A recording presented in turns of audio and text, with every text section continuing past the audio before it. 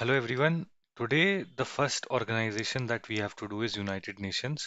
United Nations की simple introduction देखते हैं. यहाँ पे लिखा है कि United Nations was founded in 1945.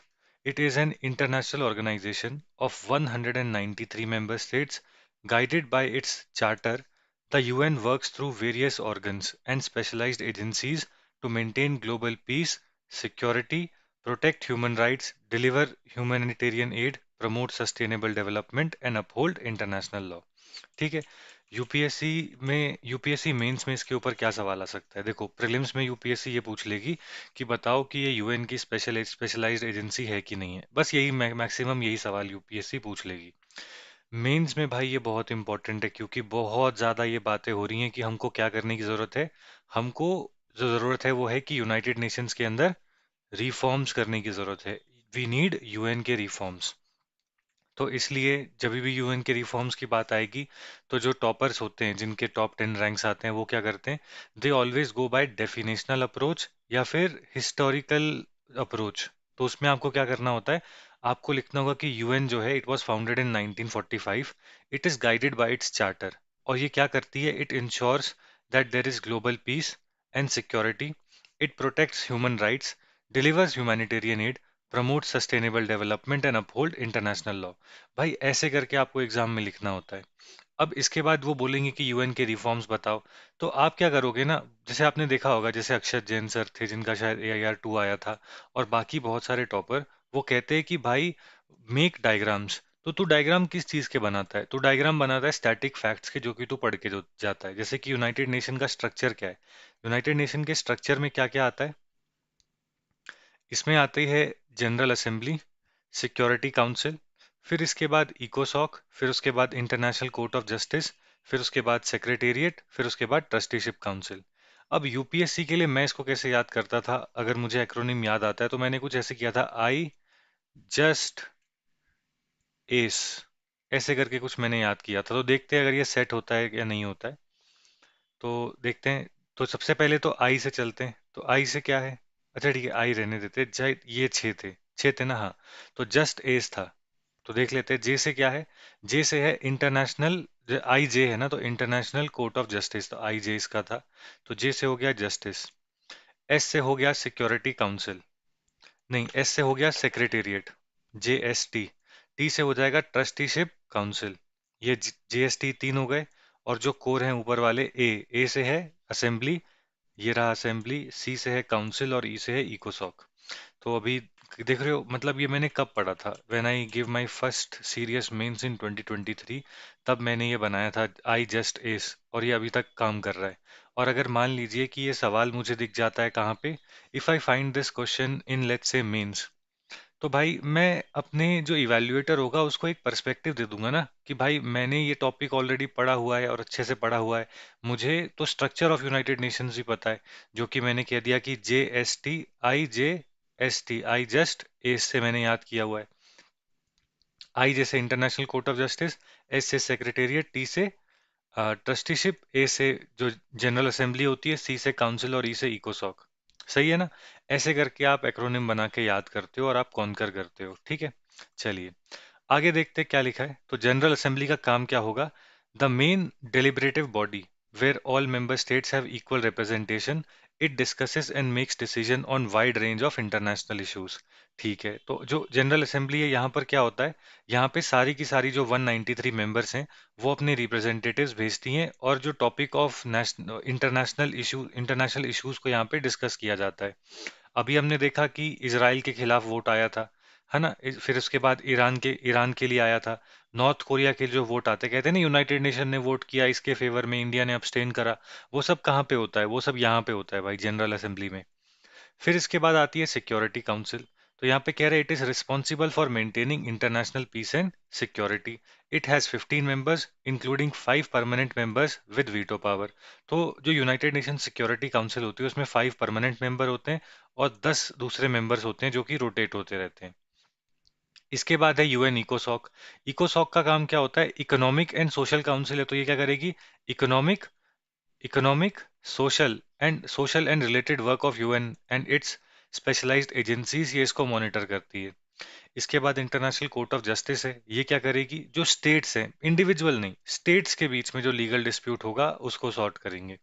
जैसे कहते हैं कि भाई जम्मू एंड कश्मीर का जो जो रीजन है, पीओके का जो रीजन है, तो उसमें हमने बेसिकली एक शिमला अग्रीमेंट कर रखा है, जिसमें ये कहा है कि हम किसी थर्ड पार्टी को बीच में नहीं लाएंगे, इंडिया पाकिस्तान बायलैटरली इसको सॉर्ट करेंगे। लेकिन अभी क्या बात होती है, अभी बात ये होती है कि भाई क्यों ना इसे इंटरनेशनल कोर्ट ऑफ जस्टिस में लेके जाया जाए, क्योंकि पाकिस्तान जो है वो शिमला अग्रीमेंट की वायलेशन करता है, और वो इंटरनेशनल फोरास के अंदर बात करता है कश्मीर की, जबकि हमने कहा है कि कश्मीर की बात इंटरनेशनल फोरस में नहीं होगी। तो हम कहते हैं हम भी इसको छोड़ते हैं और हम भी इंटरनेशनल कोर्ट ऑफ जस्टिस में चलते हैं, और जो 1947 के इंडिपेंडेंस के एग्रीमेंट्स थे उसको दिखा के वापस पीओके को लेते हैं। इसके बाद सेक्रेटेरिएट है। It carries out day to day work of United Nations, headed by the secretary general. आपने देखा होगा कि यूएन का जो सेक्रेटरी जनरल है वो इसराइल के बारे में कुछ बोलेगा, वो गाजा के बारे में कुछ बोलेगा। तो जो यूएन के कर्ता धर्ता है वो कौन है, जो मतलब डेली काम कर रहे हैं, वो है सेक्रेटरी जनरल। इसके बाद ट्रस्टीशिप काउंसिल होती है, establish to see overseas trust territories to ensure that adequate steps were taken to prepare them for self government. ये ट्रस्ट टेरिटरीज क्या थी, जब वर्ल्ड वॉर टू होती है तो वो रीजन जो कि जर्मनी का था कॉलोनीज, फिर इसके बाद जापान की कॉलोनीज, राइट, ये इनसे छीन ली गई थी।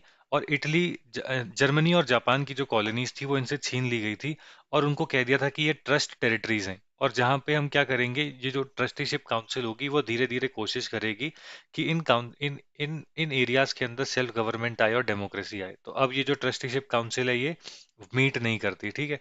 अब ट्रस्टीशिप काउंसिल जो है वो मीट नहीं करती। तो जो एक्टिव है वो कौन सी है, पहली वाली पांच। यूपीएससी में भाई अगर आ गया ना तो स्ट्रक्चर बना देना, मेंस के अंदर नंबर ही नंबर मिलेंगे। अब यहाँ पे की फंक्शंस लिखें। पहला क्या है, पीस एंड सिक्योरिटी। दूसरा है ह्यूमन राइट्स की वायलेशन को देखना या फिर ह्यूमन राइट्स को देखना। इसी के साथ साथ ह्यूमैनिटेरियन असिस्टेंस। अभी हमने देखा कि जब गाजा का सीन हुआ है ना, जब गाजा का सीन हुआ तो वहाँ पे यूनाइटेड नेशन ने ह्यूमैनिटेरियन असिस्टेंस भेजी, ठीक है। इसके बाद सस्टेनेबल डेवलपमेंट को प्रमोट करना, ताकि क्या हो सके, to end poverty and protect the planet and ensures prosperity for all. इसी के साथ साथ जो इंटरनेशनल लॉ है, राइट, उसका ये वॉच डॉग है, ये इंश्योर करता है कि इंटरनेशनल लॉ जो है वो उसको कॉडिफाई भी करेगा, डेवलप भी करेगा, और उसकी इम्प्लीमेंटेशन को प्रमोट भी करेगा, ठीक है। तो पीस एंड सिक्योरिटी को ये कैसे इंश्योर करते हैं, भाई हमने देखा ना, यूएन की पीस कीपिंग फोर्स होती है, पीस कीपिंग फोर्स होती है जिसमें इंडिया भी कंट्रीब्यूट करता है। तो वो पीस कीपिंग फोर्स के थ्रू क्या करते हैं, पीस कीपिंग फोर्स के थ्रू पीस एंड सिक्योरिटी को इंश्योर करते हैं। ह्यूमन राइट्स की वायलेशन को ये लोग, ये बेसिकली दे से राइट, कि मतलब जैसे गाजा के बीच में बोलते हैं कि गाजा में ह्यूमन राइट्स वायलेशन हो रही है। इसी के साथ साथ जब रोहिंग्या का मैटर हुआ था, तो रोहिंग्या में इन लोगों ने म्यांमार को कहा कि म्यांमार जो है वो ह्यूमन राइट्स वायलेशन कर रहा है। तो ये ऐसे करके, this is how they, I would say कि this is how they ensure की जो वर्ल्ड में ह्यूमन राइट्स है उसकी वायलेशन ना हो। इसी के साथ साथ भाई हमारी यूएनएचआरसी है, यूनाइटेड नेशन की ह्यूमन राइट्स काउंसिल भी है ना, तो वो उसका ये काम होता है ह्यूमन राइट्स काउंसिल का, जो कि अभी नीचे आ जाएगी। अब जो सबसे मेन है, जो भी हम पढ़ रहे हैं भाई, वो इसलिए पढ़ रहे हैं, मुझे लगता है कि यूपीएससी 2026 मेंस के अंदर भाई ये सवाल आ जाएगा कि आप ये बताओ कि भाई यूनाइटेड नेशंस के अंदर क्या इश्यूज हैं, और कैसे यूएन यूएन के अंदर रिफॉर्म्स होने चाहिए। क्योंकि अभी अभी हमारे एक्सटर्नल अफेयर्स मिनिस्टर ने भी कहा कि वो बॉडीज जो अपने आप को समय पे रिफॉर्म नहीं करती वो ऑब्सोलीट हो जाती हैं। और यूनाइटेड नेशंस में रिफॉर्म नहीं हो रहा, इसलिए तो हमने ब्रिक्स बनाया है ना, ब्रिक्स बनाए। और यूनाइटेड नेशन का फेलियर था, इसलिए डोनाल्ड ट्रंप ने अभी बोर्ड ऑफ पीस बनाए, बोर्ड ऑफ पीस बना दिया, because United Nation is not able to solve the world's problem. United Nation का काम था कि वर्ल्ड के अंदर वॉर्स ना हो। क्या यूनाइटेड नेशन ने यूक्रेन वॉर को रोक दिया, नहीं रोक पाई, है ना। तो ऐसे करके फिर उसके बाद यूनाइटेड नेशन ने ये भी, इसका ये भी मैंडेट था कि कोई भी कंट्री दूसरी कंट्री के टेरिटरीज को अगर एनेक्स करती है तो वहां पे ये बोलेगी। तो यहाँ पे हमने देखा क्रीमियन वॉर होती है 2014 में, जहाँ पे रशिया क्रीमिया को एनेक्स कर लेता है, क्या ये बोली, नहीं बोली। अभी ग्रीनलैंड के बारे में डोनाल्ड ट्रंप कह रहे हैं कि हम ग्रीनलैंड को एनेक्स कर लेंगे, और वो कनाडा को कहते हैं कि भाई वो कनाडा जो है वो अमेरिका की 51st स्टेट होगी, है ना। क्या यहाँ पे यूनाइटेड नेशन अमेरिका को कंट्रोल कर पा रही है, नहीं कर पा रही है। तो यही उसके इश्यूज हैं। तो देखो क्या लिखा है, इश्यूज इन यूनाइटेड नेशंस। पहला है फंडिंग शॉर्टफॉल, जो कि इतना कोई इंपॉर्टेंट नहीं है, इट्स ओके। तो यहाँ पे कह रहे हैं कि रिसोर्स स्ट्रेन होती है, अनरिलायबल फंडिंग है, और क्लाइमेट चेंज का बर्डन भी यूनाइटेड नेशन पे है। दूसरा क्या है, सिक्योरिटी काउंसिल का gridlock. The veto power of select few security council can stall the swift response to crisis, raising concerns about fairness and effectiveness. देखो, अभी यूनाइटेड नेशन सिक्योरिटी काउंसिल के अंदर इसराइल जो नाटक कर रहा है उसके खिलाफ रशिया और चाइना मिलके वो लेकर आए, एक प्रपोजल लेकर आए कि इसराइल को रोकना चाहिए। उसको वीटो कर दिया। किसने कर दिया? उसको वीटो कर दिया यूएसए ने। फिर इसके बाद रशिया यूक्रेन वॉर में रशिया के खिलाफ जो है प्रपोजल आता है यूएनएससी में, उसको वीटो कौन कर देता है? रशिया। फिर इसके बाद जब इंडिया यूएनएससी का मेंबर था, तो हमने पाकिस्तान के खिलाफ एक रेजोल्यूशन लेकर आए थे कि पाकिस्तान के अंदर टेररिज्म है, इसको ग्लोबली ग्लोबली कंडेम करना चाहिए। इसको ब्लॉक किसने कर दिया? चाइना ने कर दिया कि पाकिस्तान के जो टेररिस्ट हैं वो तो रेवोल्यूशनरी है, ऐसे करके। है ना? तो आप देख रहे हो ना कि यूएसए, रशिया, चाइना, इनके पास ये वीटो है, और ये वीटो करके क्या कर देते हैं कि यूएन की जो इंटरवेंशंस होती हैं ग्लोबल कॉन्फ्लिक्ट्स में, वो नहीं होने देते। तो this is how you right in the examination कि कुछ सेलेक्टेड फ्यू के अंदर पास जो वीटो है, वो उस वीटो का मिसयूज करते हैं, जिससे कि यूएन की ability to resolve global disputes वो कम हो जाती है। इसी के साथ साथ क्या ये कन्फ्लिक्ट रेजोल्यूशन में इफेक्टिव हो रहा है? जैसे कि criticism over UN's ability to effectively mediate and prevent escalating global conflict such as in Gaza, Lebanon या सूडान के अंदर अभी हमने देखा कू हो गया। फिर उसके बाद यूक्रेन, अब म्यांमार का भी एग्जांपल दे देना। इसके बाद ये कह रहे duplication of efforts. UN's numerous agencies can lead to coordination issues and wasted resources. तो यहाँ पे कह रहे हैं कि एक एक काम के लिए एक एक बॉडी बना दी, और एक जनरल बॉडीज भी हैं, तो जनरल भी काम होता रहता है और स्पेसिफिक काम भी होता रहता है। तो इसलिए inter agency coordination United Nations के बीच में भी जो है वो लैक हो रही है। कन्फ्लिक्ट रेजोल्यूशन के हर्डल्स हैं, फॉर एग्जांपल कॉम्प्लेक्स कन्फ्लिक्ट्स हैं, लिमिटेड रिसोर्सेज हैं एंड कंपीटिंग इंटरेस्ट हैं, often impede the lasting solution for sustainable peace. ठीक है।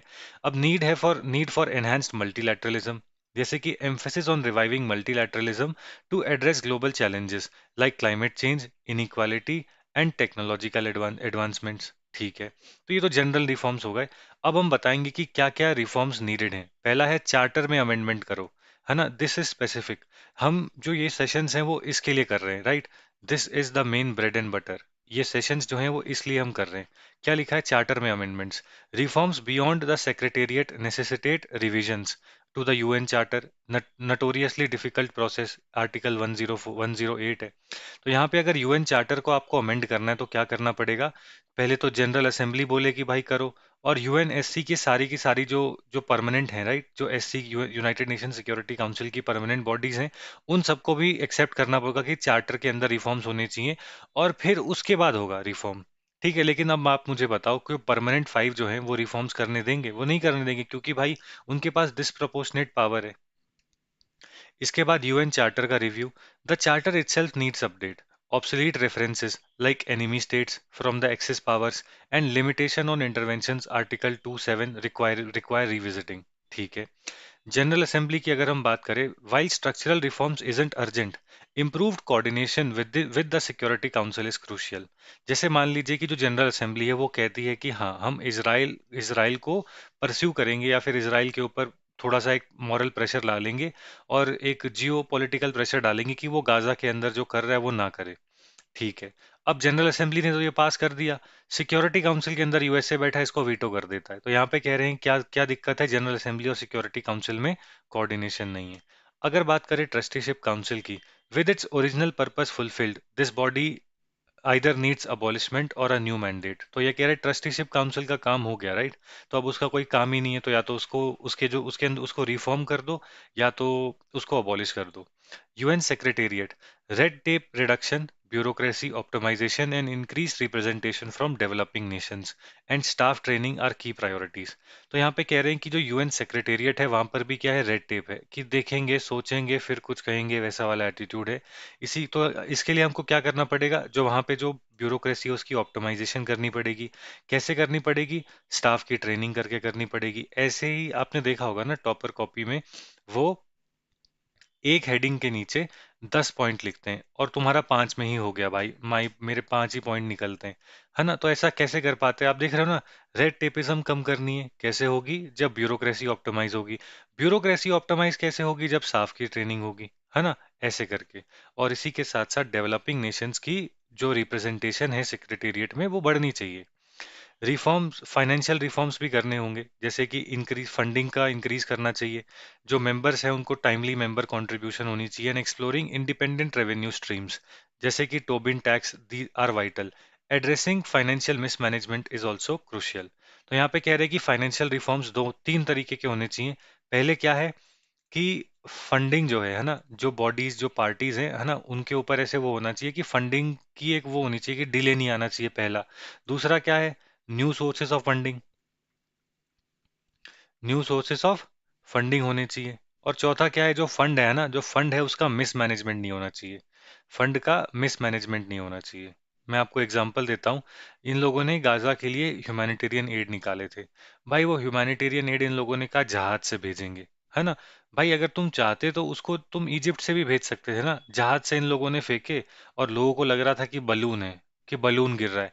भाई लोग नीचे खड़े हो गए, उनके ऊपर गिर गया भाई पूरा ह्यूमैनिटेरियन एड और वो पिचक के मर गए, है ना। तो ये सारी ऐसी प्रॉब्लम्स है कि फंडिंग के मिसमैनेजमेंट है, कि यूनाइटेड नेशंस के पास पैसा नहीं है। और जो मतलब बेसिकली जो इस्तेमाल है पैसे का, है ना, पहला बात तो कोई पैसा नहीं है तो पैसा आना चाहिए टाइम पर, नए सोर्सेस ऑफ फंडिंग लेने चाहिए, और जो पैसा आपके पास है ना उसकी मिसमैनेजमेंट नहीं होनी चाहिए। यहाँ पे लिख रहे हैं कि modernising the United Nations require a multifaceted approach, updating the charter, streamlining the structures and ensuring strong finances are essential steps to ensure organizations continued relevance and effectiveness in a changing world। अब भाई देखो, ये थी आम जिंदगी। अब है Mentos जिंदगी। कि मान लीजिए एग्जाम में मैं जब लिख रहा हूँ तो मैं यूनाइटेड नेशंस को क्या कैसे लिख सकता हूँ अगर मुझे कुछ नहीं आता। मुझे पता है कि यूनाइटेड नेशंस जो है, राइट, वो एक ऑर्गेनाइजेशन है। इसके अंदर एक जनरल असेंबली है, इसके अंदर एक सिक्योरिटी काउंसिल है, इसके अंदर एक ट्रस्टीशिप काउंसिल है ना। मैं ये कहूंगा कि जनरल असेंबली के अंदर क्या है कि ग्रेटर कोऑर्डिनेशन होनी चाहिए बिटवीन एजेंसीज, तो यहाँ पे कोऑर्डिनेशन मीटिंग है। सिक्योरिटी काउंसिल के अंदर परमानेंट फाइव के पास वीटो है ना। और ग्लोबल साउथ की कोई भी कंट्री नहीं है जिसके पास वीटो हो, तो ग्लोबल साउथ की परमानेंट फाइव में रिप्रेजेंटेशन ही नहीं है। इंडिया, जो कि बेसिकली वर्ल्ड की लार्जेस्ट डेमोक्रेसी है और वर्ल्ड की लार्जेस्ट पॉपुलेशन को होल्ड करती है, उसकी ही पास ही वीटो नहीं है, इसलिए हम कहेंगे कि जो सिक्योरिटी काउंसिल है उसके रिफॉर्म्स होने चाहिए। फिर हम कहेंगे ट्रस्टी काउंसिल जो है, इसका इसको नया मैंडेट देना चाहिए या फिर इसको अबॉलिश कर देना चाहिए। देख रहे हो, this is how you develop points in the examination. And इसलिए भाई जब हमने डब्ल्यू भी किया था, मैंने डब्ल्यू में आपको यही कहा था कि भाई हर बॉडी का ना स्ट्रक्चर अगर आपको पता हो ना तो 3 पॉइंट बन जाते हैं। जैसे मिनिस्टीरियल कॉन्फ्रेंस है ना, यहाँ पे क्या होता है, यहाँ पे आपकी मिनिस्टर सारे मिलते हैं, 2 साल में एक बार होती है। तो यहाँ पे हम कहेंगे कि भाई यहाँ पे डाइवर्जेंस ऑफ प्रायोरिटीज है। फिर उसके बाद जनरल काउंसिल होती है। तो जनरल काउंसिल में दिक्कत क्या है, जनरल काउंसिल में दिक्कत है कि भाई जो इनके इनकी जो बॉडीज है ना, इनकी जैसे अपीलेट बॉडी हो गई, तो अपीलेट बॉडी के अंदर जजेस ही नहीं बैठ रहे। फिर इसके बाद मुझे पता है कि इसके नीचे गुड्स की काउंसिल है, सर्विसेज की काउंसिल है और पॉलिसी रिव्यू की काउंसिल है ना, आईपीआर की काउंसिल है। तो इसके अंदर मैं लिख दूंगा कि जो गुड्स की काउंसिल होती है वो टीएफ, जो ट्रेड फैसिलिटेशन अग्रीमेंट है ना, उसके अंदर जो गैप्स हैं उसको हमको फुलफिल करना है। आप देख रहे हो, if I know the structure of the body I am able to write better points, है ना। और ऐसे ही आप मन जीतते हो उसका। जो आपका इवेल्युएटर होता है ना मेंस में, वो ऐसे रीड नहीं करता, वो ऐसे रीड करता है, अच्छा इसने जनरल असेंबली का लिखा है, सिक्योरिटी काउंसिल का लिखा है, ट्रस्टीशिप का लिखा है, तो जनरल असेंबली में कोऑर्डिनेशन गुड। फिर उसके बाद security council reform good, trusteeship council के अंदर अबैंडन लिखा है गुड। ऐसे करके वो आपकी बुक चेक करता है ना, क्योंकि उसको मिलते कितने रुपए, उसको मिलते हैं मोटे मोटे, he gets like 50 to 60 rupees for your booklet. तो ऐसे ही वो चेक करेंगे। चलिए, अब देखते हैं इंडिया एंड यूनाइटेड नेशंस की। तो यहाँ पे लिखा है कि India as a founding member of United Nations has been actively engaged with the organisation since its inception. India's relationship with UN is characterized by commitment to the principle of multilateralism, peace and international cooperation. Despite this positive relationship, India has certain issues with UN। भाई ये थोड़ा important हो जाता है, इसको ध्यान से देख लेना। पहला क्या है, हमको चाहिए permanent membership in the security council, है ना। India advocates for a permanent seat in the UN security council, reflecting it's growing global influence and ensuring more balanced world body. तो हम पहला हमारा क्या हो जाएगा, हम कहेंगे कि भाई हमको चाहिए permanent membership in the UN security council, and this is not possible without what, this is not possible without all the permanent five members accepting it. और हम हमारे जो मेन जो दिक्कत है वो कौन लेकर आता है, चाइना। यूएसए में बाइडन ने, ओबामा ने, इन दोनों ने भी कहा है कि इंडिया को परमानेंट चेयर मिलनी चाहिए, बट चाइना जो है वो रिलक्टेंट है। चाइना मतलब ऐसे पेरिफेरल इश्यूज ले आएगा, ये कहता है कि भाई जब इंडिया अपने न्यूक्लियर डिसआर्मामेंट कर देगा हम उसको चेयर दे देंगे ना, ऐसी बातें करता है वो। इसके बाद है combating terrorism. India pushes for stronger global cooperation to fight terrorism, including tackling financing, dismantling networks and इसी के साथ साथ परसुइंग जस्टिस फॉर परपेट्रेटर्स। तो जैसे इंडिया है, इंडिया कहता है कि भाई जैसे हमारी दिल्ली डिक्लेरेशन भी थी, यूनाइटेड नेशंस सब की जो टेरर टेरर काउंसिल है, वो पहली बार बाहर एक यूएसए के बाहर मिली इंडिया के अंदर। और यहाँ पे भी हमने क्या कहा, दिल्ली डिक्लेरेशन, वहां पे भी हमने यही कहा कि पूरे वर्ल्ड को, पूरे यूनाइटेड नेशंस को एक साथ आना पड़ेगा अगर हमको टेररिज्म को हराना है। लेकिन भाई दिक्कत क्या है? दिक्कत यह है कि one man's terrorist is another man's revolutionary. जैसे अगर आप ध्यान से देखो, अगर मैं ब्रिटिश इंडिया में जाऊं, ब्रिटिश इंडियन पीरियड में ब्रिटिश सरकार, ब्रिटिश हुकूमत के लिए भगत सिंह क्या थे? भगत सिंह उनके लिए टेररिस्ट थे, है ना? गांधी जी क्या थे? गांधी जी एक ऐसे आदमी थे जो कि सेडिशन की एक्टिविटीज करते थे। बाल गंगाधर थे जो कि सेडिशन की एक्टिविटीज करते थे। लेकिन हमारे लिए तो भाई हमारे सुपरस्टार है, वो हमारे फ्रीडम फाइटर्स हैं। तो ऐसे ही क्या होता है कि जो हमारे लिए टेररिस्ट है, जैसे मान लीजिए हमारे लिए मसूद अजहर जो है ना, मसूद अजहर हमारे लिए टेररिस्ट है। पाकिस्तानियों के लिए भाई वो कौम का नुमाइंदा है, कि मतलब वो कौम, मतलब वो कैसे, कि मतलब कौम का वो है, मतलब ही इज द कौम की हिफाजत करने वाला आदमी है, तो उनका हीरो है वो। है ना? आपको समझ में आ रहा है? तो इसीलिए दिक्कत क्या है कि टेररिज्म की कोई एक स्ट्रॉन्ग डेफिनेशन नहीं है। इसलिए यूएन का जो स्टांस है टेररिज्म पे, वो बहुत ही ज्यादा हार्ड नहीं है। और इंडिया चाहती है कि भाई यूएन जो है वो एक्टिवली पार्टिसिपेट करे किसके अंदर, टेररिज्म को कॉम्बैट करने में। इसी के साथ साथ अगर आप ध्यान से देखोगे, तो यूएन जो है ना, सिक्योरिटी काउंसिल के थ्रू जो परमानेंट 5 मेंबर्स है जो कि लार्जली वेस्टर्न पावर्स हैं, वो कंट्रोल करती है यूएन के एजेंडा को। और इंडिया क्या चाहता है? इंडिया चाहता है कि एक मल्टीपोलर वर्ल्ड हो। इंडिया चाहता है कि जो यूएन यूनाइटेड नेशन है, वो क्या बने, एक मल्टीपोलर मल्टीपोलर बॉडी बने, है ना, जहाँ पे आप लॉबी करके जो global global I would say discourses है उनको शेप करो, rather than being I would say कि मेडिवियल पावर हो। तो इसलिए मतलब आप 1940s में जब ये बना तब आप पावरफुल थे, अब नहीं हो। तो इसकी वजह से आपके पास वो पावर नहीं होनी चाहिए कि आप डिस्कोर्सेस को शेप करो। मल्टीपोलर वर्ल्ड होना चाहिए and the world should lobby, है ना, फॉर आइडियाज एंड डिस्कोर्सेस, ऐसे करके आपको लिखना है। फिर इसके बाद यहाँ पे लिखा है peacekeeping leaders as a major contributor of troops to United Nations peacekeeping missions. जैसे कि यहाँ पे लिखा है over 275,000 Indian troops deployed. India seeks continued support for these efforts. ठीक है। फिर इसके बाद sustainable development. India a populous developing nation calls for international assistance with climate change by the way of by the way of finance, technology transfer, capacity building and low carbon future. ठीक है भाई, these are this is not what I would write in the examination कि India के की concerns क्या है। पहला तो ये था कि सिक्योरिटी काउंसिल के अंदर परमानेंट मेंबरशिप दो, टेररिज्म को कॉम्बैट करने के लिए यूएन का एक्टिव रोल होना चाहिए, और यूनाइटेड नेशन एक मल्टीपोलर बॉडी बने। इसके बाद nuclear डिसआर्मामेंट। India advocates for fair and inclusive global nuclear डिसआर्मामेंट process that addresses security concerns while preventing proliferation. ठीक है, this is also I would not right. आगे देखते हैं development and need. Despite it's developing status, India faces challenges acquiring sufficient developmental assistance. It urges international communities to provide more targeted aid to support its development goals. ठीक है भाई, अब ये थी Mentos जिंदगी। अब मैं क्या करूंगा, अब जाएंगे हम, सॉरी ये थी आम जिंदगी। अब मैं इंडिया के पर्सपेक्टिव से यूनाइटेड नेशन को देखता हूँ। ठीक है, यूनाइटेड नेशंस को देखेंगे किसके पर्सपेक्टिव से? इंडिया के पर्सपेक्टिव से। भारत को क्या इशू हो सकता है? सबसे पहली बात कि भाई हमको परमानेंट चेयर नहीं मिली, तो यही इशू हो जाएगा, परमानेंट चेयर चाहिए भाई, यही मेरा पहला इशू हो जाएगा। दूसरा इशू क्या हो जाएगा? टेररिज्म। जब तक यूनाइटेड नेशंस जो है वो खड़ा होके नहीं बोलता टेररिज्म जो है वो गलत है, तब तक कुछ नहीं हो रहा टेररिज्म का ना, क्योंकि यूएन के अंदर 193 मेंबर्स हैं, यही भाई बॉडी है। फिर इसी के साथ साथ हम तीसरा क्या बोलेंगे? हम ये कहेंगे कि यूएन के अंदर जो परमानेंट 5 मेंबर्स हैं, है ना, वही डिस्कोर्सेस को शेप करते हैं। यूनाइटेड नेशन को क्या करना पड़ेगा? It has to become a multipolar agency. इसके बाद अब ये बोलोगे कि अब हमने हमारा देख लिया, है ना, अब इंडिया ने अपनी 3 बातें कर ली। अब इंडिया कहेगा कि हम एम्पलीफाई करेंगे ग्लोबल साउथ की, तो हम कहेंगे कि ग्लोबल साउथ की ग्रेटर रिप्रेजेंटेशन होनी चाहिए, है ना। ग्लोबल साउथ की ग्रेटर रिप्रेजेंटेशन होनी चाहिए हर बॉडी में, इंक्लूडिंग यूएनएससी।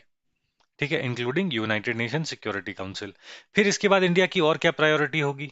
हम कहेंगे कि यूनाइटेड नेशंस के अंदर हम कहेंगे कि कलेक्टिव कॉमन्स के नीचे टेक्नोलॉजी, जो टेक्नोलॉजी हो गई, या फिर आप मान लीजिए कि ट्रेड हो गई, technology and trade, and I would say कि जो टेक्नोलॉजी ट्रेड एंड जो ग्लोबल सप्लाई रूट्स है ना, ग्लोबल सप्लाई रूट्स है ना, यहाँ पे यूनाइटेड नेशंस की जो फोर्सेस है ना उनकी प्रेजेंस होनी चाहिए।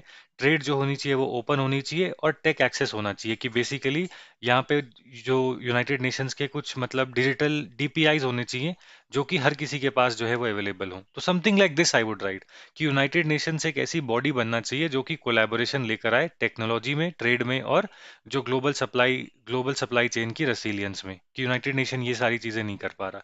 Something like this I would write in my in in I would write in my answer, है ना? तो ऐसे करके मैं लिखूंगा rather देन राइटिंग दिस। आगे देखते हैं, India's apprehension about other United Nations body security council. तो इंडिया वही कहता है कि भाई परमानेंट सीट हमको भी दो। United Nations Human Rights Councils. India criticizes UNHRC's perceived biases and selected focus on human rights violations. तो यहाँ पे ये कहते हैं कि ह्यूमन राइट्स वायलेशन जब वेस्ट में होती है तो यूनाइटेड नेशन नहीं बोलता, और इंडिया में जैसे फार्म प्रोटेस्ट भी होती है तो उसमें भी अगर यूएन यूएन अपनी ऑब्जर्वेशन देगा, तो ये कहता है कि भाई यहाँ पे ह्यूमन राइट्स वायलेशन तुमको दिखती है, लेकिन यूरोपियन यूनियन के अंदर फार्मर्स जो है वो प्रोटेस्ट कर रहे हैं, वो जमीनों सड़कों पे दूध बहा दे रहे हैं, वो बेसिकली मतलब फार्मर्स क्या करते हैं, कावडंग लेके आते हैं यूरोप में, और यूरोप की जो बड़ी बड़ी बिल्डिंग्स है ना उनके ऊपर वो कावडंग को फेंक देते हैं। ऐसे करते हैं, तो उसके बारे में तो नहीं बताते जब पुलिस उनको पकड़ के मारती है। तो ये इतने सेलेक्टिवली काम क्यों करते हैं? इसके बाद United Nations conference on trade and development. तो यहाँ पे लिखा है, India pushes for more balanced approach to trade and development issues that favours developing countries. इसके बाद यूनेस्को है, तो यहाँ पे कह रहे हैं कि India opposes opposes politicisation of cultural issues and advocate for impartiality with in UNESCO. ठीक है, तो ये सारे बहुत फार फेच्ड होते हैं, इट इज ओके। जो मेन था जो यूपीएससी पूछेगी वो हमने लिख दिया। अब हम देखते हैं यूनाइटेड नेशंस जनरल असेंबली।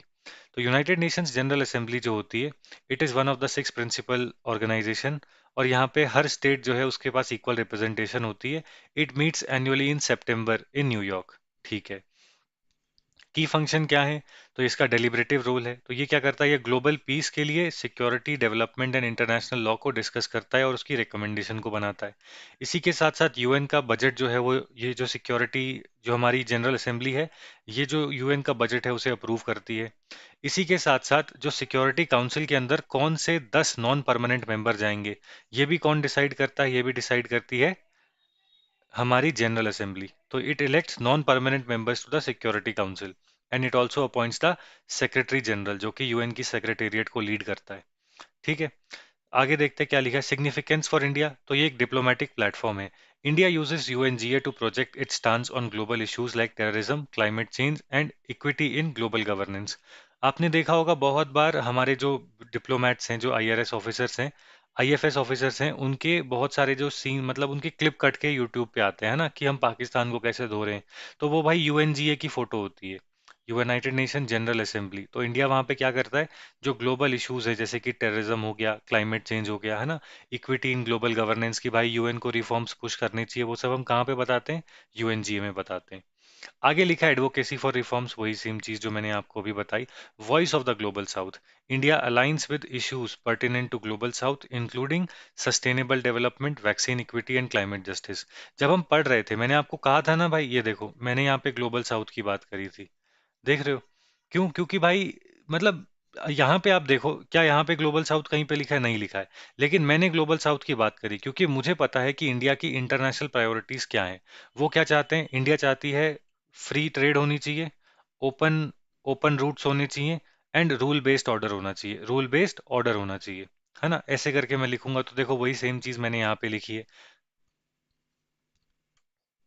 आगे देखते हैं चैलेंजेस क्या है। तो ये कह रहे हैं UNGA resolutions are non binding. तो ये सबसे बड़ी दिक्कत है। Often reflects geopolitical divides specially between major powers.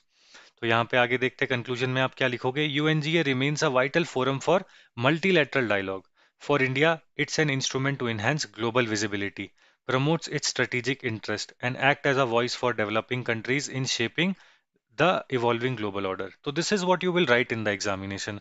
आप कहोगे कि यूनाइटेड नेशंस जनरल असेंबली जो है वो भारत की ग्लोबल विजिबिलिटी को इन्हेंस करती है, वो हमारे स्ट्रेटेजिक इंटरेस्ट को प्रमोट करने में हेल्प करती है, वो वॉइस देती है और वॉइस देती है डेवलपिंग कंट्रीज को in shaping the evolving global order. देख लीजिए, मान लो कि भाई अब हम सबको पता है कि यूनाइटेड नेशंस के अंदर जो परमानेंट 5 मेंबर्स हैं उनके बहुत ज्यादा इन्फ्लुएंस रहता है। लेकिन भाई अगर जो डेवलपिंग कंट्रीज हैं वो एक साथ जुट होके बोलेंगी तो ये परमानेंट 5 को भी सुनना पड़ेगा ना। क्यों होगा? फिर क्या होगा कि भाई इन परमानेंट 5 को अपनी हेजीमनी मेंटेन करने के लिए कुछ तो मतलब राइट्स या फिर कुछ तो सुनना पड़ेगा ना। जैसे अभी देखो, साउथ अफ्रीका रेजोल्यूशन लेकर आई थी इसराइल के खिलाफ कि इसराइल गाजा में जेनोसाइड कर रहा है, वो डिस्कस हुआ और उसके ऊपर वोटिंग भी हुई, है ना। तो ऐसे करके this is how you will right कि ये क्या करता है, ये डेवलपिंग कंट्रीज को हेल्प करता है अपनी वॉइस को इंटरनेशनल फोरा में रखने में। ये एक हमारी ग्लोबल विजिबिलिटी को इनहेंस करता है, इन स्ट्रेटेजिक इंटरेस्ट को प्रमोट करता है। आगे चलते हैं। यहाँ पे लिखा यूनाइटेड नेशन सिक्योरिटी काउंसिल के बारे में। तो United Nation security council is one of the principal organs of United Nations and hold primary responsibility for maintaining international peace and security, composed of 15 member states including 5 permanent members with veto। कौन कौन है इसके अंदर? China, France, Russia, United kingdom and USA. तो ये कौन से थे? ये वो सारी की सारी वर्ल्ड वॉर की वो वाली पार्टी है, वर्ल्ड वॉर 2 की, जो कि जीती थी। अब आप मुझे बताओ, आपको नहीं लगता कि जो दुनिया है वो वर्ल्ड वॉर 2 से बहुत beyond and far and beyond जा चुकी है? तो भाई अब यूनाइटेड किंगडम की यहाँ पे हम पूछते हैं कि भाई यूनाइटेड किंगडम यहाँ पे इसके पास परमानेंट वीटो क्यों है? क्या है यूनाइटेड किंगडम के पास? इकोनॉमी की बात करें तो हम इनसे बेटर हैं, है ना। अगर हम बात करें डेमोक्रेसी की तो हम इनसे बड़ी डेमोक्रेसी है। रशिया यहाँ पे है। रशिया भाई ना डेमोक्रेसी है, ना ही उसकी इकोनॉमी हमसे बेटर है ना। ना ही ग्लोबल सप्लाई के अंदर जो उसकी रशिया की ट्रेड जो है, उससे ज्यादा ट्रेड तो हमारी ट्रेड है ग्लोबल सप्लाई में। तो किस लिए रशिया यहाँ पे होनी चाहिए, हम ऐसे पूछते हैं। ठीक है। तो दैट इज हाउ वी से कि मतलब इसके अंदर रिफॉर्म्स होने चाहिए एंड परमानेंट 5 जो है इसको रहने दो और इसको और एक्सपैंड करो। इसके बाद लिखा है UNSC has the authority to make decisions that bind all UN member states. तो आप देख रहे हो, अभी हमने क्या देखा था? अभी हमने यहाँ पे देखा था कि यूनाइटेड नेशन जनरल असेंबली है। जनरल असेंबली के जो भी डिसीजंस होंगे, रेजोल्यूशंस होंगे, दे आर नॉन बाइंडिंग। तो जनरल असेंबली है, उसके रेजोल्यूशंस कैसे हैं भाई? They are non binding, they are non binding. But United Nation security council, जो कि सिर्फ कुछ 5 लोगों, 5 चुनिंदा लोगों के हाथ में पावर देती है, उनके रेजोल्यूशंस क्या हैं? They are binding. तो it is a problem. Issues क्या है? रिप्रेजेंटेशन का, वीटो पावर का, रीजनल इम्बैलेंस का। ठीक है। तो ये तो हमको पता है ना, रिप्रेजेंटेशन इंडिया की नहीं है, वीटो पावर जो है उसका वो इस्तेमाल करते हैं अपने फायदे के लिए। रीजनल इम्बैलेंसेस हैं, for example Africa for example feels under represented in the council, hindering its ability to address regional issues. Inadequate African voice during decision on Sudan, Mali and Congo crisis. इसके बाद decision making process देखो, तो यहाँ पे कह रहे हैं कि ट्रांसपेरेंसी के इश्यूज हैं, इंक्लूसिविटी के इश्यूज है यूनाइटेड नेशन सिक्योरिटी काउंसिल में, कि 10 लोग जो हैं, 10 10 लोग नॉन परमानेंट और 5 परमानेंट मिलके पूरे यूनाइटेड नेशन के बाइंडिंग डिसीजन ले रहे हैं। जबकि किसको लेने चाहिए? वो लेने चाहिए जनरल असेंबली को, है ना। कि ऐसा होना चाहिए कि जनरल असेंबली में अगर 75% जो वर्ल्ड है वो कहता है कि so and so thing should happen and then it should happen. चलो ठीक है, 75 नहीं तो 85 कर लो। आईएमएफ कहता है ना, आईएमएफ का 85% है। तो जनरल असेंबली में भी यही होना चाहिए कि अगर 85% ऑफ जनरल असेंबली कहती है कि ये रेजोल्यूशन बाइंडिंग होना चाहिए तो होना चाहिए। लेकिन जनरल असेंबली का कोई भी रेजोल्यूशन बाइंडिंग नहीं होता। जो यूनाइटेड नेशन सिक्योरिटी काउंसिल के सारे रेजोल्यूशन बाइंडिंग होते हैं। अगर यूएनएससी ये कह दे कल कि हमको चाइना के ऊपर हमला करना है, तो पूरे के पूरा जो यूएन की फोर्सेस होंगी, राइट, वो सारी की सारी चाइना के मतलब चाइना को चारों तरफ से घेर लेगी।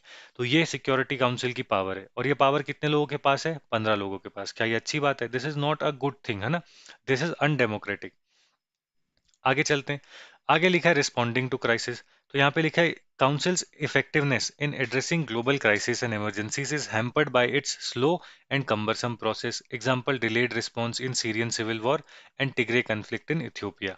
एनफोर्समेंट की अगर हम बात करें, incomplete compliance with UNSC resolution by member states weakens the council's authority and undermines its ability to maintain piece.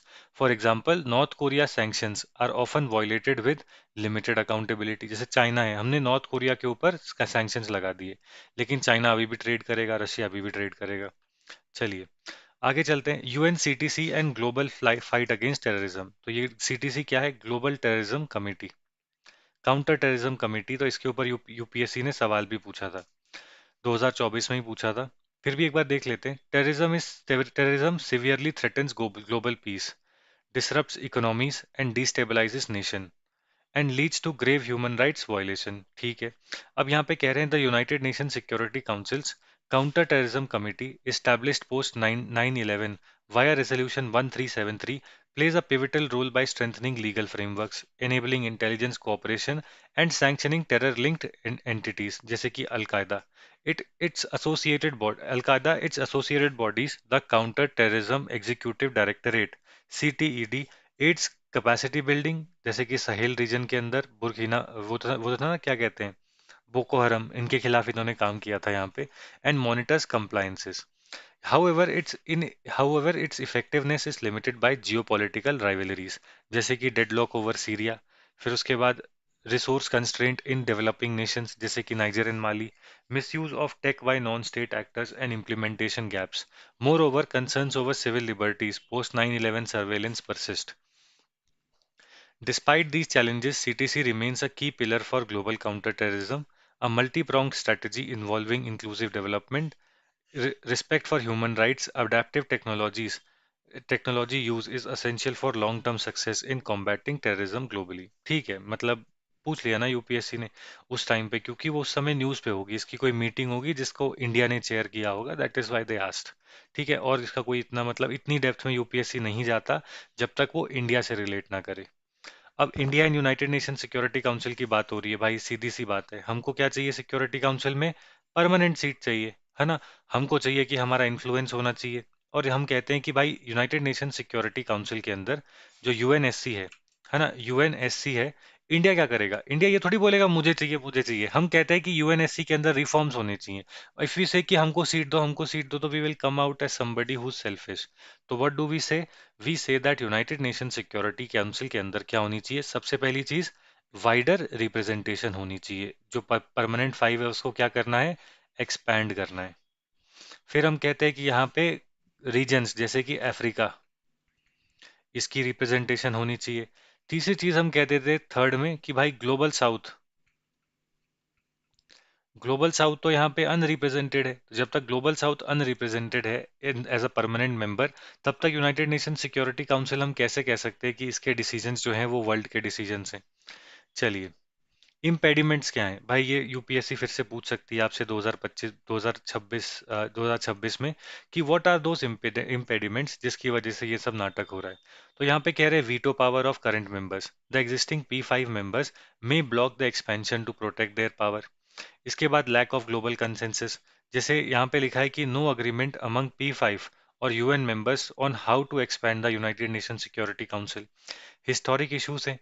India's past policies like non alignment, 1998 nuclear test creates mistrust. Example जो कि Pokhran to nuclear test था, तो इसके बाद बहुत सारे world world ने मतलब इंडिया से अपने टाइज कट कर लिए थे, उसमें से ऑस्ट्रेलिया भी एक था। ऑस्ट्रेलिया ने क्रिटिसाइज किया था 1998 के न्यूक्लियर टेस्ट को, और वहां पे हम कहते हैं कि इट वाज अ डिप्लोमेसी का एक कोल्ड फेज स्टार्ट हो गया था 1998 के न्यूक्लियर टेस्ट के बाद। इसके बाद यहाँ पे देखो क्या लिखा है, current concerns, criticism over Kashmir policy, border tensions with China and Pakistan and human rights जैसे कि आर्टिकल 370 की एब्रोगेशन क्रिटिसिज्म, है ना। तो ये सारी चीजें जो होती है ना, जो ग्लोबल मीडिया होता है, ये इंडिया को एक एक मतलब रॉन्ग या रॉन्ग लाइट में दिखाता है कि भाई बॉर्डर टेंशन है, तो ये ऐसे दिखाएंगे कि पाक जम्मू कश्मीर जो है वो मतलब ऐसे वो कह देंगे कि जम्मू कश्मीर जो है वो मतलब ऐसे कह देंगे कि India administered Jammu and Kashmir, ऐसे बोलते हैं, जबकि वो JNK इंडिया का पार्ट है। तो ये कहते हैं कि भाई इंडिया ने ऑक्यूपाई कर रखा है, कि ये बेसिकली कन्फ्लिक्ट टेरिटरी है JNK, कुछ पार्ट पाकिस्तान के पास है, कुछ पार्ट इंडिया के पास है। तो भाई ऐसी बॉडी को यूएन का परमानेंट सीट दोगे? नहीं दोगे, है ना। तो वैसे करके फिर इसी के साथ साथ ऐसे मतलब ऐसे न्यूज आउटलेट न्यूज निकालते रहते हैं कि ह्यूमन राइट्स की वायलेशन हो रही है जम्मू कश्मीर में, इंटरनेट शटडाउन, है ना। तो ऐसे करके इंडिया की एक नेगेटिव इमेज वो दिखाते रहते हैं। तो उसकी वजह से जो ग्लोब है वो रैली नहीं कर पाता इंडिया के पीछे कि इंडिया को परमानेंट सीट देनी चाहिए। इसी के साथ साथ भाई फाइनेंशियल कंट्रीब्यूशन की आर्ग्यूमेंट भी है। Some argue that India does not contribute enough to United Nations funding. India contributes 0.8 percentage to UN regular budget versus USA का 22%।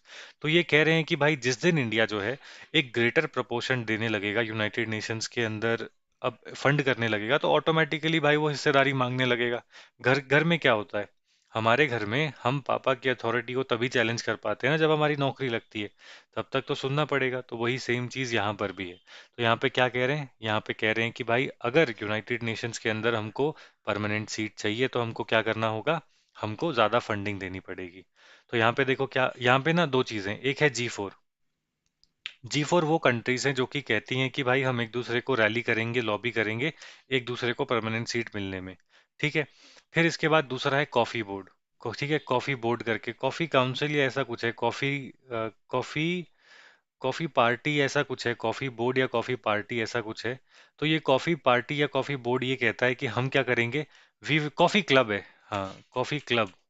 तो कॉफ़ी क्लब है वो ये कहता है कि अब हम परमानेंट फाइव की एक्सपेंशन नहीं होने देंगे। कॉफ़ी क्लब में पाकिस्तान भी आ जाएगा, कनाडा भी आ जाता है ना, ऐसे करके क्लब्स हैं जो कि कहते हैं कि परमानेंट फाइव काफ़ी हैं, अब इसका हम एक्सपैंड नहीं होने देंगे। तो G4 वर्सेस कॉफ़ी क्लब भी होता है कि मतलब डाइवर्जिंग ओपिनियंस है। तो G4 कंट्रीज कौन सी हैं? India, Japan, Germany, Brazil. ये कहते हैं कि भाई हम एक दूसरे की को रैली करेंगे ताकि हम सब परमानेंट मेंबर्स बन सके किसके, यूनाइटेड नेशंस के सिक्योरिटी काउंसिल के। आगे चलते हैं, पार्ट टू परमानेंट सीट, वही वही है कि लीडरशिप को डेमोन्स्ट्रेट करो। कहाँ पे? आप देख रहे हो ना कि इंटरनेशनल सोलर अलायंस हम लेकर आ रहे हैं, फिर ग्लोबल बायोफ्यूल इनिशिएटिव हम लेकर आए, तो ऐसे करके। इसके बाद इसी के साथ साथ इंडिया ने अभी रिप्रेजेंटेटिव रिप्रेजेंटेटिव गवर्नमेंट इंडेक्स ऐसा करके हम एक इंडेक्स भी लेकर आए हैं ना, responsible government index.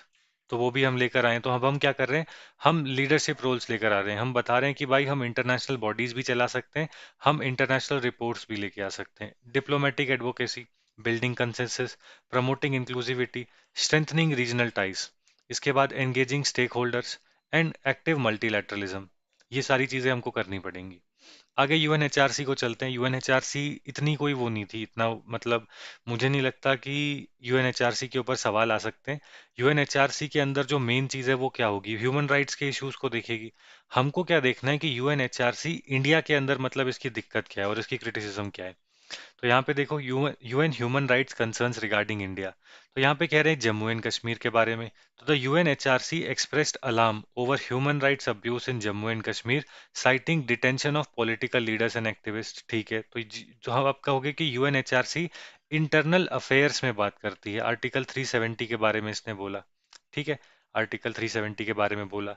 Citizenship amendment act के बारे में बोला। UNHRC challenge CAA in supreme court, arguing that it violates human rights principle. भाई इससे ज्यादा आपको और क्या एग्जांपल चाहिए, है ना। तो अगर यूएनएचआरसी के बारे में आएगा तो this is exactly what you will write. आप क्या बोलोगे कि उसने जम्मू एंड कश्मीर के environment impact assessment, a group of UNHRC special rapporteurs sent a letter to Indian government expressing concerns over recent weakening of environmental regulations in the EIA draft। ठीक है, तो जो मेन दो थे वो हमको पता चल गया ना, आप वही रख लोगे, बात हो जाएगी। आप क्या बोलोगे कि जम्मू कश्मीर के इशू पे बोला और सिटीजनशिप के लिए तो सुप्रीम कोर्ट में पहुंच गई। क्रिटिसिज्म क्या है भाई, यूएनएचआरसी की सीधी सी बात है भाई, जब इनको यूएनएचआरसी को यूएस से जब वो जॉर्ज फ्लॉयड को मार देता है ना, ब्लैक लाइव्स मैटर उनको वो नहीं दिखता, है ना, उनको वो सब नहीं दिखेगा, तो इनकी सेलेक्टिविटी बायस होती है। The focus on Israel and declining country specific resolution raise concerns about political targeting and particularly of developing nation. India में यूएनएचआरसी बोलेगा कश्मीरियों कश्मीरियों के ऊपर ये हो रहा है, सीएए को सुप्रीम कोर्ट में सीधा चैलेंज कर देगा। लेकिन जब बात इसराइल की आएगी तो नहीं बोलेंगे, क्यों? क्योंकि इसराइल के पीछे तो फादर पापा खड़े हुए हैं यूएस से। तो आप कहोगे कि यूएनएचआरसी क्या करती है, उसकी सेलेक्टिव साइलेंस होती है on on matters like India, on on Israel, है ना, ऐसे करके। आप बोलोगे कि अनइक्वल रिप्रेजेंटेशन है, countries with questionable human right records holds seat in on the council, hindering effective scrutiny and suspension of such members is rare. Limited accessibility, high cost associated with attending HRC sessions, restrict participation from the Global South, including human rights defender and vulnerable groups like child victim। तो यहाँ पे कह रहे हैं कि मतलब अगर आपको एचआरसी के सेशंस को अटेंड करना है ना, तो उसके लिए मतलब बहुत हाई कॉस्ट होती है। अगर if you want to participate in UNHRC dialogues and if you want to be a member, तो आपको उस ग्रुप को चलाने के लिए पैसे देने पड़ेंगे। क्या ग्लोबल साउथ की कंट्रीज के पास ऐसे इतने पैसे हैं? तो नहीं है। तो ये लोग क्या करेंगे फिर, ये इन्हीं कंट्रीज के अंदर ह्यूमन राइट्स वायलेशन की बात करेंगे। यूएसए, यूएनएचआरसी को 22% यूनाइटेड नेशन का बजट यूएसए से आता है। तो तुमको लगता है human rights violation in USA होगा तो ये लोग कुछ बोलेंगे? नहीं बोलेंगे। इंडिया में सीए को ये लोग चैलेंज कर दे रहे सुप्रीम कोर्ट में पिटीशन डाल के, है ना? तो ये दिक्कत है। इसी के साथ साथ इनइफेक्टिव इम्प्लीमेंटेशन होती है। यूएनएचआरसी की रिकमेंडेशंस नॉन बाइंडिंग होती हैं, ठीक है? यूएनएचआरसी की रिकमेंडेशंस नॉन बाइंडिंग होती हैं। हमने क्या देखा अभी तक? हमने देखा कि चाहे यूएनजीए हो, है ना, यूएनजीए हो, फिर उसके बाद सेक्रेटेरिएट हो, कोई भी हो, इन सब की जो रिकमेंडेशंस होती है नॉन बाइंडिंग होती हैं। बस यूएनएससी की जो रिकमेंडेशंस है वो बाइंडिंग होती हैं। ठीक है? तो यूएनएचआरसी का भी इशू देख लिया। वे फॉरवर्ड क्या है? स्ट्रिक्टर मेंबरशिप क्राइटेरिया होना चाहिए। Rigorous scrutiny of human rights record should be implemented for both candidacy and throughout membership. Timely action, the council should react more swiftly to unfolding human rights crisis through expedited briefings and urgent debates. Independent NGO accreditation होनी चाहिए. Shifting accreditation from diplomats to qualified experts can ensure more objective process. जैसे UNHRC है तो वो काम कैसे करेगी? Through NGOs. और हमने देखा कि यूएनजीओ जो यूएनएचआरसी के जो एनजीओ जो जिनकी एक्रेडिटेशन मिली हुई है यूएनएचआरसी की, भाई वो एंटी नेशनल एक्टिविटीज भी कर रहे हैं, है ना? तो उसके लिए हमको क्या चाहिए कि क्वालिफाइड एक्सपर्ट्स चाहिए जो कि यूएनएचआरसी से एक्रेडिटेड एनजीओस को देख सके, है ना, उनकी सर्टिफिकेशन कर सके, उनकी क्रेडिबिलिटी को देख सके। आपको एक प्रोएक्टिव अप्रोच फॉलो करनी पड़ेगी। रेगुलर कंट्री विजिट्स होने चाहिए and timely report representations are crucial for early detection of potential violation. ठीक है, इतना काफी है, मतलब इतनी डेप्थ में जाने की जरूरत नहीं है। हमने दो इश्यूज देख लिए। हमने देखा कि यूएनएचआरसी के अंदर बाइसेस आपको दिखते हैं, इसकी रिप्रेजेंटेशन इक्वल नहीं है, दैट्स इट, हो गया। यूएन इकोसॉक देखते हैं, यूएन इकोसॉक है। फिर इसके बाद इंटरनेशनल मैरीटाइम ऑर्गेनाइजेशन है, this we will not do. मैंने यूपीएससी क्या करती है ना हमेशा, जैसे मतलब हमेशा ना आपको चाहती है ना यूपीएससी की, it wants to shake you. जैसे आर्ट एंड कल्चर है तो आर्ट एंड कल्चर जीएस 1 के अंदर भाई वो ऐसा सवाल पूछ लेगी, आपसे अगली बार पूछ लेगी काकाटिया वंश के आर्ट एंड कल्चर के बारे में बताओ, और वो कैसे काकाटिया की सोसाइटी को बताता था, गए ना तुम लोग? वैसे ही यहाँ पे भी है कि ऐसी एक बॉडी उठा लेगी। इन आई इंटरनेशनल मैरीटाइम ऑर्गेनाइजेशन 2023 में पूछा, जब मैं भी देख रहा था मैं भी ऐसे सर पकड़ लिया, भाई इसमें मैं क्या लिखूं? बट फिर वहां पे समझ में आता है कि भाई they want an IAS officer who can who has a very who can basically deduce stuff, है ना? जैसे मैं आईएमओ की बात करता हूँ, हम आईएमओ से मैं आपको एक पर्सपेक्टिव समझाने की कोशिश करता हूँ।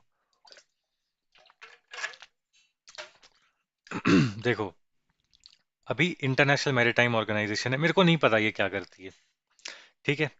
लेकिन मुझे क्या पता है? मुझे पता है कि यूएन क्लॉज करके एक बॉडी है, United Nations convention on law of the sea, तो ये क्या करेगी? इंटरनेशनल लॉज बनाएंगी, ठीक है? इसके बाद मुझे ये पता है कि इंटरनेशनल सी बेड अथॉरिटी है, इंटरनेशनल सी बेड अथॉरिटी है जो कि सी बेड के रिसोर्सेज होते हैं उनको एलोकेट करती है। तो इसका मतलब भाई इसके ये दो काम तो नहीं होंगे, है ना? इसके ये दो काम नहीं होंगे। तो यहाँ पे लिखा है इंटरनेशनल मैरीटाइम ऑर्गेनाइजेशन, तो मैं ये लिख दूंगा कि भाई ये इंश्योर करती है कि जो इंटरनेशनल मैरीटाइम ट्रेड रूट्स हैं वो क्या रहें? फ्री रहें, ओपन रहें, और वहाँ पे रूल बेस्ड मैरीटाइम ऑपरेशंस होने चाहिए। फिर मैं कहूँगा कि आईएमओ जो है वो पायरेसी पायरेसी एंड मतलब एंटी पायरेसी कन्वर्जेंस लेकर आती है, एंटी पायरेसी कन्वर्जेंस लेके आती है।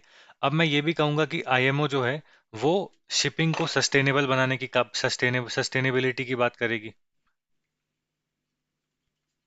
है ना? सस्टेनेबिलिटी की बात करेगी और शिपिंग की ग्रीन ट्रांजिशन की बात करेगी। ये सब मैंने पढ़ा नहीं है, आई don't know what the hello it does, but in the examination let's say ये क्वेश्चन आ जाता है तो मैं कैसे लिखूंगा? भाई भगवान ने मुझे बुद्धि दी है ना, तो उससे 3 पॉइंट ये निकाल लिए। और फिर मैं क्या लिखूंगा? International maritime organisation. तो आप कहोगे कि जो चोक पॉइंट्स होते हैं, चोक पॉइंट्स होते हैं उनको मॉनिटर करेगी। जैसे कि आप कह दोगे कि सुएज, और फिर उसके बाद एक वो है मलक्का, है ना? तो this is how I would write in the examination कि हाँ मैंने ये टॉपिक नहीं पढ़ा, यूपीएससी ने जानबूझ के ये टॉपिक दिया है, वो ये देखना चाहती है कि क्या मैं मतलब ये सारी चीजें मैं कर सकता हूँ कि नहीं कर सकता हूँ, है ना? तो this is how I would right. फिर इसके बाद मुझे पता है कि ये मैरीटाइम बॉडी है, तो मतलब ये शिपिंग को देखेगी, शिप को देखेगी। तो शिप में दिक्कत क्या होती है? शिप के अंदर ना एक बिल्ज होता है। शिप को अगर मान लो कि किसी पोर्ट पे उतरना है तो वो क्या करती है, अपने अंदर पानी पानी अपना, जब शिप जो होती है ना मतलब हाई सीज के थ्रू जाती है तो भाई वो पलट जाएगी ना, तो वो अपने अंदर पानी भर लेती है। अपने अंदर वो पानी भरती है और वो थोड़ी सी सिंक हो जाती है। ऐसे मान लो ये समंदर है, तो पहले शिप जो थी पोर्ट पे यहाँ पे थी, फिर समंदर जब शिप यहाँ पे आएगी तो भाई शिप ऐसा होना चाहती है समंदर के अंदर। तो ये कैसे होगा, जब शिप अपने अंदर पानी भरेगी। अब जब शिप अपने अंदर पानी भरेगी तो क्या होगा, जो शिप के अंदर का पानी है उसके अंदर ग्रीस भी आ जाएगी, है ना, ग्रीस आ जाएगी। फिर उसके बाद उसके अंदर कोई ऐसे ऑर्गेनिजम्स आ सकते हैं जो इन्वेजिव होंगे। फिर इसके बाद क्या हुआ, मान लो कि शिप को अब इस पोर्ट पे लैंड करना है, तो शिप क्या करेगी, ये वाले रीजन के अंदर पानी जो है वापस निकाल देगी, और शिप वापस जो सी है उसकी सतह पे आ जाएगी। तो यहाँ से क्या होगा, जो ग्रीस वाला पानी है वो समंदर में आ गया, है ना। ग्रीस वाला पानी समंदर में आ गया तो यहाँ पे क्या होगा भाई, इन्वायरमेंटल डिग्रेडेशन होगा। तो इसको हम कहते हैं बिल्ज। तो मैं यहाँ पे लिख दूंगा कि शिप जो होती है वो शिपिंग शिपिंग के नॉर्म्स बनाएगी, शिपिंग नॉर्म्स। जैसे कि भाई बिल्ज की डंपिंग कैसे होनी चाहिए, इसी के साथ साथ शिपिंग की स्टैंडर्डाइजेशन करेगी। कि मतलब ये जैसे हर शिप का एक नंबर होता है, ठीक है, हर शिप का नंबर होता है जो रेडार पे आ जाता है, तो वो नंबर कैसे होगा, क्या होगा, है ना। जैसे मान लो ऐसे लिखा हुआ है, A230911 4। तो ए से हो गया, इसका मतलब है कि बड़ी शिप है। 23 मतलब 2023 में ये निकली थी शिप। 09 का मतलब क्या होगा, मान लो कि इसका मतलब होता है कंट्री का कोड है। 114 का मतलब क्या होगा कि ये कंट्री की 114वीं नंबर वाली शिप है। ऐसे करके इनके स्टैंडर्ड्स होते हैं ना, तो वो स्टैंडर्ड कौन लेकर आएगा, आईएमओ लेके आएगा। मैं ऐसे करके एग्जाम में लिखूंगा, I don't know what the hell is IMO, but I am able to generate 6 to 7 points. Why? Because I know what IMO can not do. International sea bed authority का काम ये नहीं करेगा, international convention on law of the sea का काम ये नहीं करेगा। चलो देखते हैं इसमें इन लोगों ने क्या लिखा है। यहाँ पे लिखा है कि covering 70% of earth surface, the sea plays a vital role in regulating the climate, sustaining biodiversity, enabling global trade. ठीक है भाई, मेन चीज पर आना भाई, क्यों। IMO is a specialised agency of United Nations and play a crucial role in setting global standards of shipping safety. लो भाई, आ गई बात, स्टैंडर्ड आ गए। चलिए, इन्वायरमेंटल प्रोटेक्शन, लो भाई, आ गया बिल्ड डंपिंग, बिना पढ़े। आगे देखते हैं, and maritime security, maritime security कहाँ गया, ये रहा, एंटी पायरेसी। आगे देखते हैं, India a maritime nation with vast coast line and strategic maritime interest has been a member of IMO since 1959 and is among the 10 countries with largest interest in international seaborne trade. IMO enforces MARPOL Convention, which controls pollution from the ship including oil, chemical, sewage and air emission, bilge dumping, है ना। फिर आगे देखते हैं, यहाँ पे लिखा है IMO introduce the ballast water management convention to stop spread of invasive species through ship. भाई मैंने इसमें बताया था, याद करो, इन्वेजिव स्पीशी वाला पॉइंट। फिर इसके बाद India has begun applying this in major ports like Mumbai and Chennai. IMO regulates harmful anti-fouling paints on the ship, protects maritime organisms, and Indian shipyards follow these standards as a part of environmental compliance। जैसे भाई ship के ऊपर paint करते हैं तो anti fouling paints होंगे, जो कि मतलब मान लो कि जो कि समंदर के अंदर जो है धीरे धीरे घुलते जाएंगे, और इसकी वजह से जो मरीन ऑर्गेनिजम्स हैं उनको दिक्कत हो सकती है। तो आईएमओ कहते हैं कि मरीन ऑर्गेनिज्म फ्रेंडली पेंट ही शिप के ऊपर मारना चाहिए। इसके बाद यहाँ पे लिखा है हांगकांग कन्वेंशन है, safe and eco friendly ship recycling promoted by IMO. ठीक है। In IMO runs oil pollution preparedness and response framework, ये भी ठीक है। तो India has joined regional oil spill exercises under this including recent drill with Sri Lanka and Maldives. देख रहे हो, role of IMO safety of life at sea. तो इसको हमने कहाँ पे देखा था, सेफ्टी ऑफ लाइफ ये वाला, free open and rule based trade. फिर उसके रूल बेस्ड वो होनी चाहिए। फिर इसके बाद IMO developed international ship and port facility security code, IPPF. तो मैंने आपको याद कहा था ना यहाँ पे कि भाई स्टैंडर्ड्स होंगे कि A230941 4, वो भी कौन कर रहा है, आईएमओ कर रहा है। IMO promotes seafarers' welfare through conventions like Maritime Labour Convention. India, with over 2 lakh registered seafarers, ensures fair wage and working condition. ठीक है। IMO coordinates global effort to fight piracy, anti-piracy operation. In 2024-25, Indian Navy responded to piracy attempts. ठीक है, in the Arabian सी। और फिर उसके बाद international safety management code promote safe management of ships Indian shipping companies are regularly audited for compliance with this safety system. ठीक है. IMO encourages transparent investigation into maritime accidents. The International Maritime Organization plays a crucial role in promoting maritime safety, environmental protection, and sustainable shipping practices. Through regulations like MARPOL and initiatives on decarbonization, the IMO advances global efforts towards cleaner ocean and more sustainable maritime future. This is how you right in the examination. I know कि भाई इसमें से कुछ समझ में नहीं आया नहीं होगा, बट मैं तो बस रीड कर रहा हूँ, है ना. जो मेन चीज़ है वो ये है कि आप मुझे प्रूव करके बताओ जो मैंने लिखा है ये गलत लिखा है. And this I wrote without even knowing what IMO is. That is why I से कि धीरे धीरे ना आपको एक हाई लेवल ऑफ मीडियोक्रिटी लेकर आनी पड़ेगी. प्रीलिम्स में हर क्वेश्चन नहीं आता. मैं तो खुद एक्सेप्ट करता हूँ कि जब मैं प्रीलिम्स निकालता हूँ तो उसके अंदर मैं अपने आप को ये कहता हूँ कि भाई अब मैंने 70 क्वेश्चन कर लिए अपनी बुद्धि से. अब आगे मुझे और मान लो कि 15 क्वेश्चन और मारने हैं, और ये 15 क्वेश्चन मैं मारूंगा अपने इंस्टिंक्ट के बेसिस पे, अपनी पेरिफेरल नॉलेज के बेसिस पे, है ना. जहाँ पे मान लो कि मुझे 3 ऑप्शंस ही आते हैं या फिर 2 ऑप्शंस मैं एलिमिनेट कर चुका हूँ. तो ये क्या है? ये मेरी अंडरस्टैंडिंग है ना. दिस इज माई अंडरस्टैंडिंग कि मैं अपनी अंडरस्टैंडिंग से भाई ये बॉडी ये तो नहीं करती, अगर ये करती होती तो मुझे पता होता, है ना. ऐसे करके आप बोल बोल के उनको एलिमिनेट करते हो. So this is exactly what I'm saying, and this is how you this is the level at which you have to reach, and this at this level you will only reach when you have confidence कि भाई मैंने ये पढ़ा है तो मुझे पता होना चाहिए.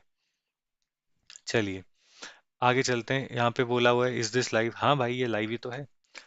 आगे देखते हैं यहाँ पे क्या लिखा है. आगे इकोसॉक एक बच गया ना, तो ये क्या है? यूनाइटेड नेशंस की इकोनॉमिक एंड सोशल काउंसिल है, UN इकोसॉक. और ये one of the 6 principal organs है यूनाइटेड नेशंस की. मेंस फंक्शंस ऑफ इकोसॉक क्या है भाई? Coordination and policy guidance. तो इकोसॉक coordinates the work of UN specialised agencies, programmes, funds like WHO, UN and UNESCO. तो यूनाइटेड नेशंस के इकोसॉक का काम क्या होगा कि इकोनॉमिक मतलब सोशियो इकोनॉमिक जो आउटकम्स है वो उनके मेंबर नेशंस के अंदर इंप्रूव हो. ठीक है, बस यही है और कुछ नहीं है इसका. और मेन फंक्शंस ऑफ कमीशन ये भी यूपीएससी नहीं पूछेगा, इश्यूज नहीं दिए इन लोगों ने. ओके. तो मतलब ये सारी कमीशंस है भाई. What do we why do we even have to see all this commission? So it is okay. UN इकोसॉक अगर न्यूज़ में आएगा तो तभी आएगा जब भारत इसकी प्रेसिडेंसी करेगा. और अगर ऐसा होता है तो we will be able to see it. ठीक है. चलिए अब बस ये कुछ कमीशन है, इनका स्क्रीनशॉट ले लो एक बार देख लेना. आई डोंट थिंक कि they are very important for now, क्योंकि इनको वापस वैसे भी फिर भी पढ़ना पड़ेगा प्रीलिम्स एंड मेंस के बीच में. तो अगर इकोसॉक न्यूज़ में होगा तो वी विल डू इट. ठीक है. तो with this we have finish United Nations. एकदम मतलब फेयर एंड स्क्वायर तरीके से हमने कर लिया. उसकी इंपॉर्टेंट बॉडीज देख ली, चाहे वो जनरल असेंबली हो, फिर उसके बाद सिक्योरिटी काउंसिल हो. हमने IMO को भी देखते देखते कर लिया क्योंकि UN की स्पेशलाइज्ड एजेंसी के बारे में आया था. और प्रीलिम्स में यूपीएससी क्या करेगी? ऐसे बोलेगी कि which of the following is not a specialised agency of specialised agency of United Nations. जैसे आपको याद हो कि WTO जो है वर्ल्ड ट्रेड ऑर्गेनाइजेशन, ये नहीं है. लेकिन ऐसा WTO एक है, वर्ल्ड टॉयलेट ऑर्गेनाइजेशन करके है, ये है भाई, है ना. तो WTO बच्चा पढ़ के फिर ये मार देता है. WTO नहीं है, वो वर्ल्ड टॉयलेट ऑर्गेनाइजेशन है, कि टॉयलेट का यूज जो है वो वर्ल्ड में ज्यादा हो. ठीक है. तो with this we have finished our United Nation organisation. अब हमको इंडियन डायस्पोरा करना है, बट वी आर गोइंग